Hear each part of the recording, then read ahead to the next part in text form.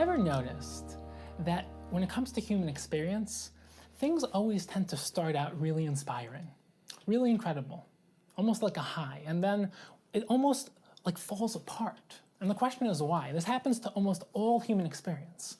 For example, when it comes to relationships usually start out incredible. They're amazing, fresh, exciting.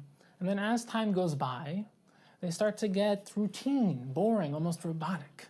When it comes to eating food, when you start out a meal, every single bite is delectable. It's mouth-watering, it's delicious. Halfway through the meal, you're just eating. That same excitement that you once had just falls away, and the question is why? And this happens in life itself. When you're young, you have that energy, that excitement, the dreams, the ambition. And a lot of people, as they go through life, they start to lose that inspiration that they once had. And the question is, why did Hashem create us in a way that we start out with that inspiration, with that first stage of excitement, but then we have the second stage where that inspiration fades? And this actually connects to a very famous Gemara in Nida, Daf Lamed Amud Beis. The Gemara says that when you were a fetus, you learned Kol HaTorah Kula, all of Torah, and you saw reality through a crystal clear lens. A malach was teaching you everything. You were in this angelic state of being. But then right before you were born, the Gemara says something absolutely enigmatic, something which doesn't make any sense. It says right before you were born, the malach hit you on the mouth, and you forgot everything. So the question is, why make you forget it? If you're going to go through this first stage of inspiration where you know everything, why make you forget it? But even more fundamentally, why teach it in the first place? If you're going to make him forget it, if you're going to forget it, why did you have to learn it in the first place? So the Arizal, the Ramchal, the Vilna Gaon, and many other Jewish thinkers explain one of the most fundamental and deep principles. They say that every single process has three stages. The first stage is a gift. It's that inspiration, it's that high, but it's not real, it's an illusion. It's not earned, it's not something which you invested in and created, it's just a gift. And that's why it has to fade away, so that you can go through that second stage, which is building it yourself, which is creating that light in the darkness, which is going through the stage where it's difficult, where it's hard, where you have to build it. And then there's the third stage, which is where you're back at that original first stage, but this time, it's real. This time you earned it. This time you put in your effort, it's a manifestation of yourself. And this time it's real. And you can just think of it, you need that first stage. You need to know the destination. You need to know the goal. If you don't know where you're aiming at, if you don't know the end point, the goal, the destination, you can't achieve anything. I mean, just think, for example, let's say you have the greatest archman in the entire world, a person who can hit any shot with a bow and arrow. But if you blindfold him, even if he's just a couple feet away from the target, if you blindfold him and start turning him around, he's not going to hit the target because he has no idea where he's aiming. You need to know where you're aiming at if you're going to hit the target. It's a beautiful mashal, beautiful analogy. Just think about a father teaching a child to learn how to walk.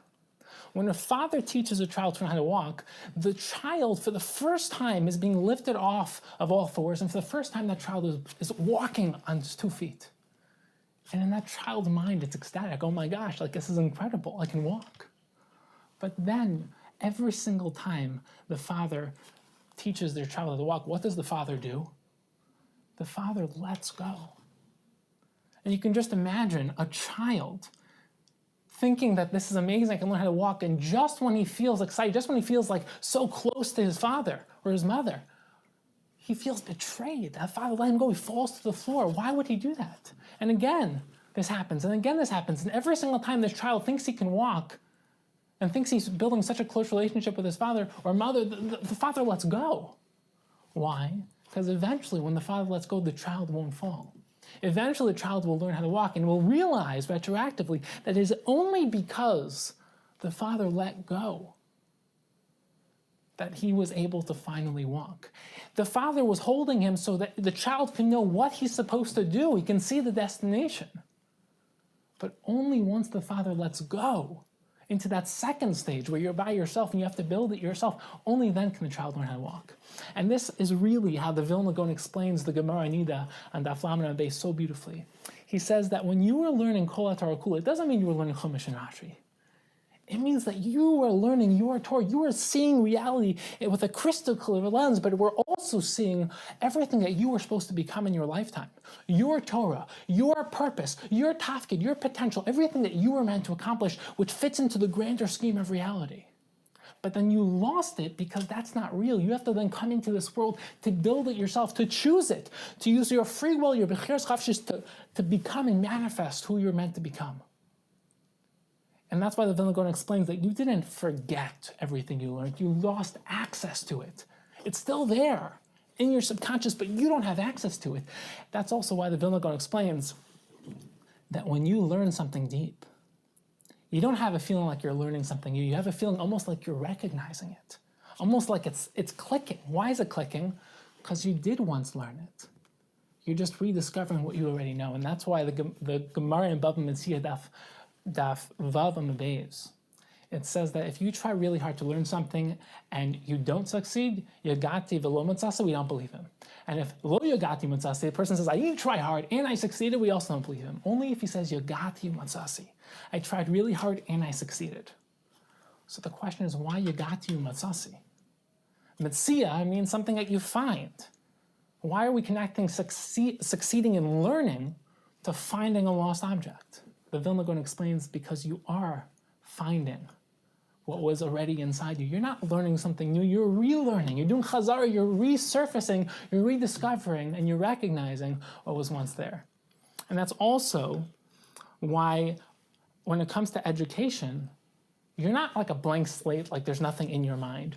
Your mind is tapped into reality. You're simply gaining access to what's deep within your own subconscious.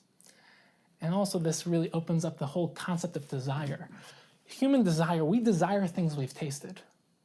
For example, you might desire pizza or chocolate or ice cream or steak because you've tasted it before. No one I know has a desire for kosher locusts or bugs, even though in Eastern countries those are delicacies. Because you've never tasted it before, that's disgusting. And if you think about it, do you have a desire for yaba glula? No, because it doesn't exist. I made it up. You can't desire something that you haven't tasted before. And the reason why you have such desires, for example, marriage.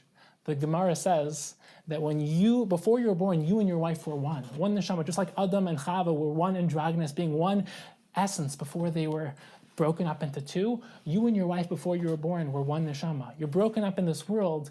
The reason you have such a desire and craving to recreate that oneness is because at root, that's you. And that's also why we have such a desire for wisdom, for greatness, for meaning, for purpose. Because when you were learning Kol Torah Kula, when you were being shown your purpose, you had it, you tasted it. And you lost that first stage of inspiration so that you can come into this world to create it and manifest it yourself. And that's why the Rambam famously gives the analogy that life is like walking through a forest at night in the rain when it's stormy and you can't see anything. And then there are flashes of lightning. And for a moment, everything is clear. You see reality, that's that moment of inspiration, but that lightning fades. And then you're left with the memory of that first stage of inspiration. Then you have to build your path, build your journey back to that original light. You have to build it in the darkness.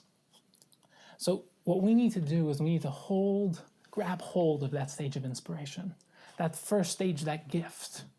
And then we have to learn to journey in that second stage to build it for ourselves. Because ultimately, we will get to that third stage, which is back to that original first stage, but this time it's real, this time it's earned, this time it's yours forever, because you built it yourself.